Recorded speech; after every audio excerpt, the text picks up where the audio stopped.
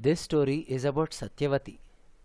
Satyavati is the daughter of a Chedi king known as Uparichara Vasu and a fish called Adrika. Satyavati was brought up by Dasyaraj, the king of the fisher folk. Dasyaraj resided in the banks of the Yamuna, and Satyavati would usually ferry passengers from one bank of the Yamuna to the other. Satyavati was a very beautiful lady, but because she was born of a fish, she smelt of fish, and she was known as Matsyagandha, the maiden who smells of fish. Legend goes that sage Parashara once boarded the boat that was being rowed by Satyavati. He was the only passenger. Suddenly, he had an intense desire to have a child, and he realized that a child born at that moment would be a great sage. He besieged Satyavati and told her that she should satisfy his desire and bear a child. Satyavati resisted. She said, "You are a great sage. It does not suit you to behave in such a way with me. Please do not force yourself. Alas, the boat may also sink." Sage Parashara, through his intense meditative power, creates an island in the middle of the Yamuna. The boat comes to rest on the island, and Sage Parashara says, "Now the boat is no longer in danger." Satyavati is not convinced, however. She says, "Hey sage, you are an old sage. I am a smelly fisherwoman. If we are to have a child, both of us must enjoy the union. How are we to enjoy like this?" Parashara, again with the use of his meditative power, converts himself into a handsome young man. And lo and behold, the smelly Matsyagandha gets converted into Yojanagandha, a beautiful young maiden whose intoxicating smell reaches 100 yojanas. To further convince her, Sage Parashara says, "This beautiful smell of yours will continue to last even after our union." Satyavati does not relent.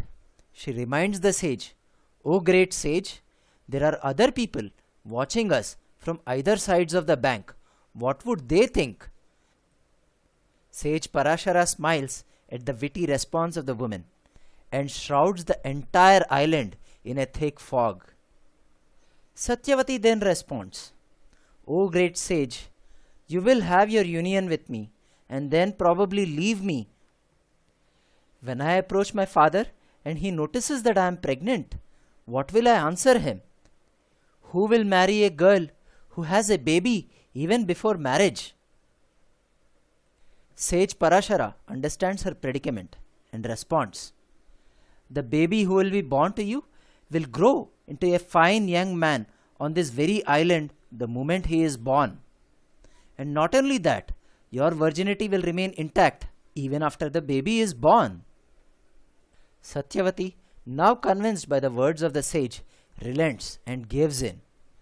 After their union, Sage Parashara takes a dip in the Yamuna and leaves into the thick fog.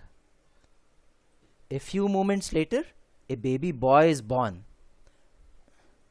The instant the boy touches the soil, he grows into a fine young man. The man is dark complexioned, his eyes radiant with knowledge of the past, the present, and what is going to come. He addresses his mother thus, "O mother, you have given birth to me. Whenever you need me, you please think of me and I will appear before you.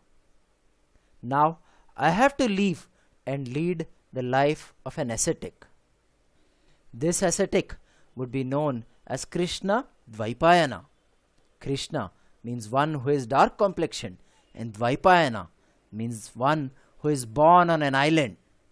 In due course, he would emerge as the great sage Vyasa, to whom the Mahabharata and the division of the Vedas is ascribed.